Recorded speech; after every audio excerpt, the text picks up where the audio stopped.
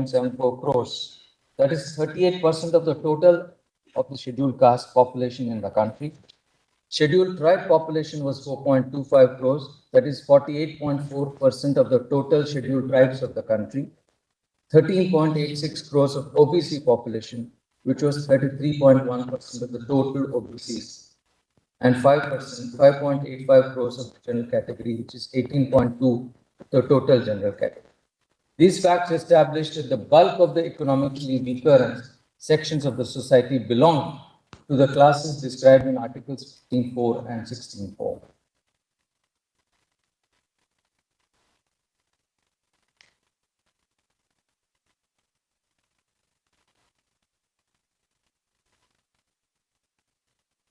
I pass on to question number 2, which is that unaided private institutions, including those imparting professional education, cannot be seen as standing out of the national mainstream.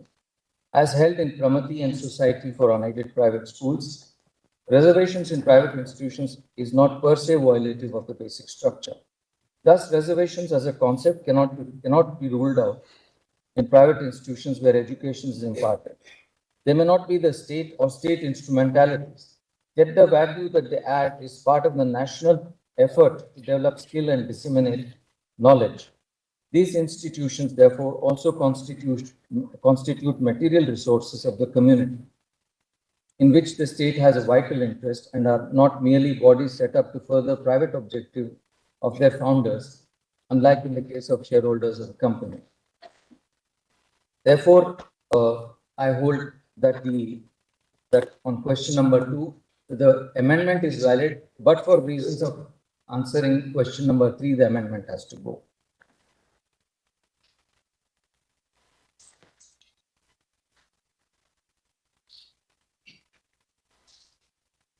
Before I sum up, I wish to address one point which the majority has dealt with, but more as a note of caution, because it is not necessary for me to deal with that aspect, which is the 50% cap.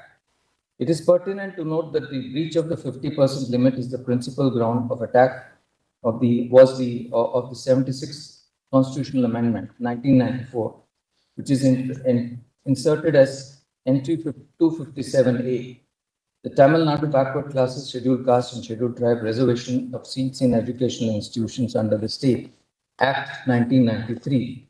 The validity of that enactment and whether the inclusion by the Constitutional Amendment violates the basic structure is directly an issue in a batch of cases pending before this court. The view of the members of this bench constitutes a challenge in that proceeding.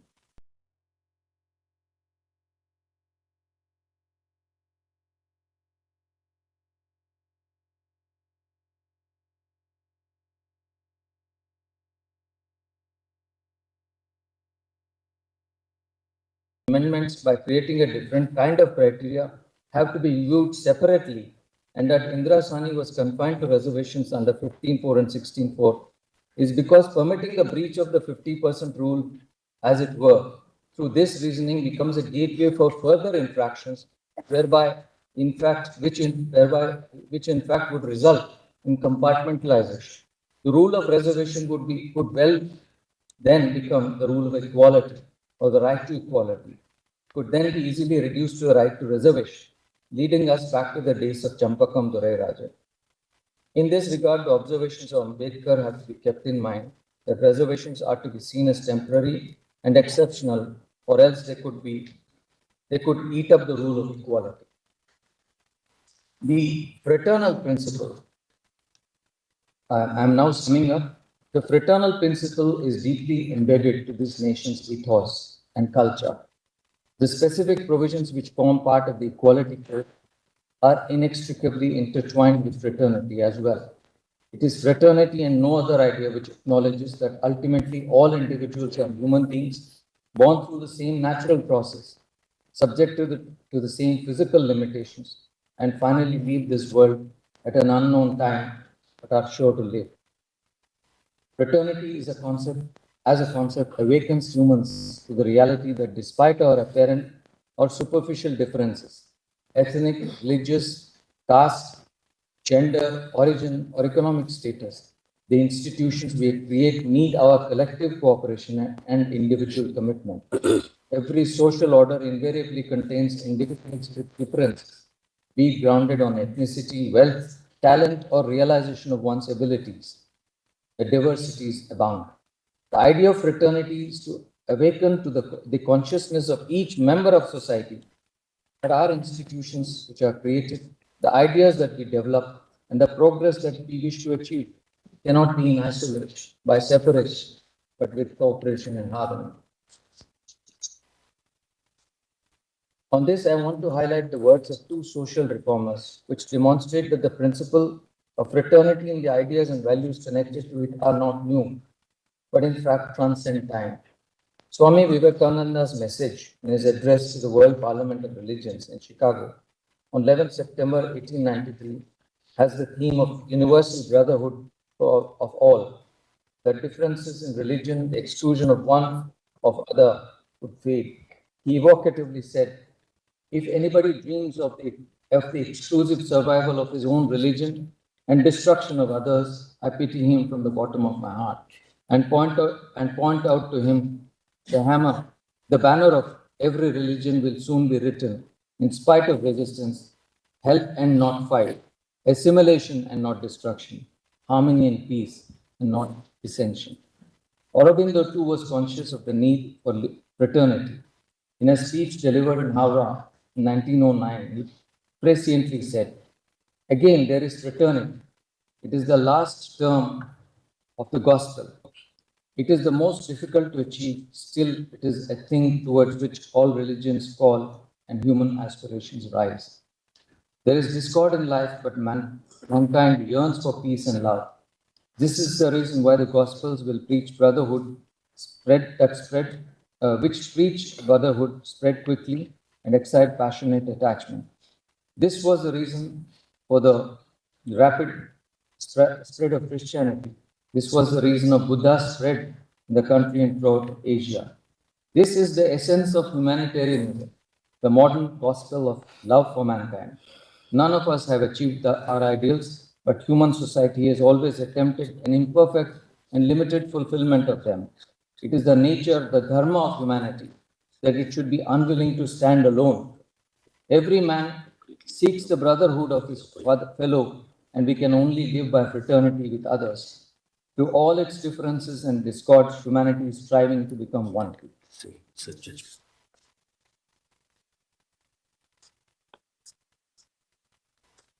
Summary of findings in questions 1 and 3. On question 1, it is held that the state's compelling interest to fulfill the objectives set out in the directive principles through special provisions on the basis of economic criteria is legitimate. That reservation or special provisions have so far been provided in favor of historically disadvantaged communities cannot be the basis for contending that other disadvantaged groups who have not been able to progress due to the ill effects of poverty should remain so, and the special provision should not be made by way of affirmative action. Therefore, the special provisions based on objective economic criteria is per se not violative. However, in answer to question 3, I have highlighted the framework within which it has been introduced by the impugned amendment, excluding backward classes. According to me, this is violative of the basic structure. A universally acknowledged truth is that reservations have been conceived and quotas created through provisions in the Constitution only to offset fundamental, deep-rooted generations of wrongs perpetrated on entire communities and castes. Reservation is designed as a powerful tool to enable equal access and equal opportunity. Introducing the economic basis for reservation as a new criterion is permissible.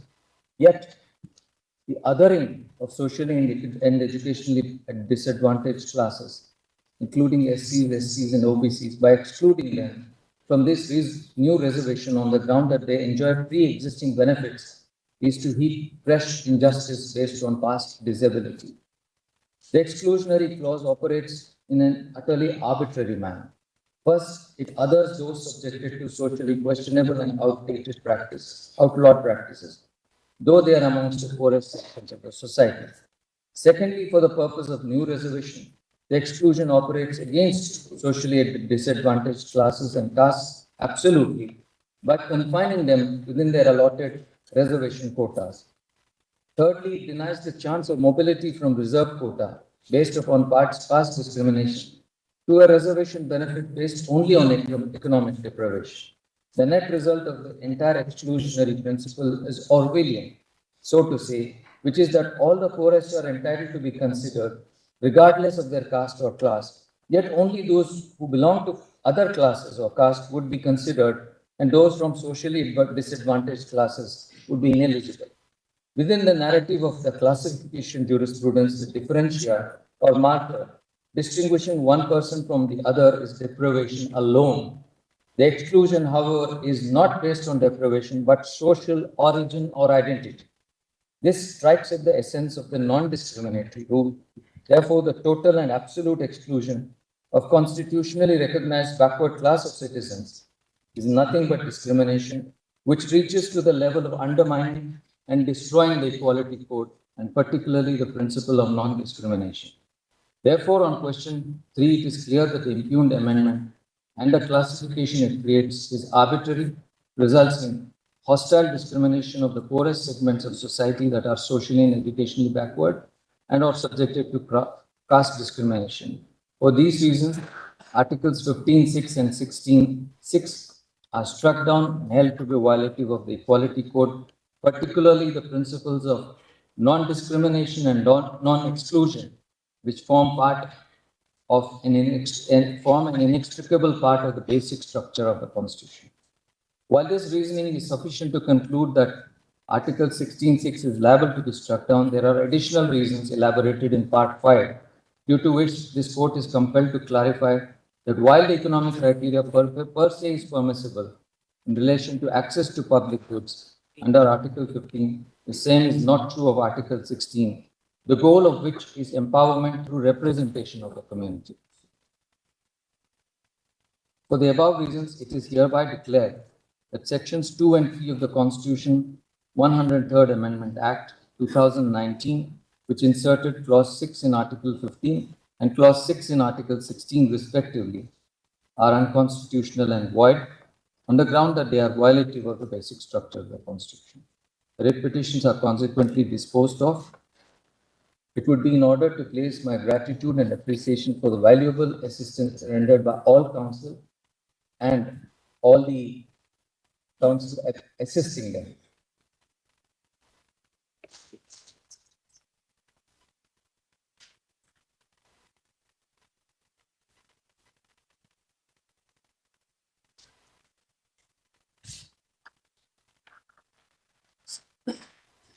I have concurred with the view taken by Honorable Justice Ravindra Bhatt in its entirety. So effectively, the decision is 3-2. Oh.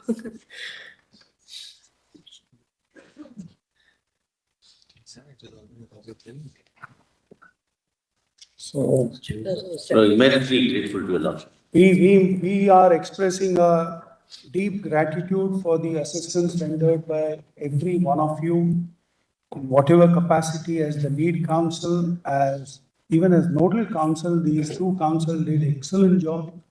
So it was a great learning experience for all of us, and this I express gratitude on behalf of all the members who are part of this bench. My colleagues also join me in expressing that. Thank you so much. Immensely grateful. Present bench, not a pleasure to argue before your Lordship. Greatly obliged. We are grateful for your Lordship's to accommodate and hear everyone. We are very grateful for that, your Lordships. The operative portion will be like this. In view of the decision rendered by the majority consisting of Honorable Justice Dinesh Maheshwari, Honorable Justice Bela M. Trivedi, and Honorable Mr. Justice J.B. Pardiwala, the challenge raised to the 103rd Amendment to the Constitution fails. The writ petitions and other proceedings filed in that behalf stand disposed of accordingly. Thank you. Grateful to you. Grateful to your Lordship. Sir, may I also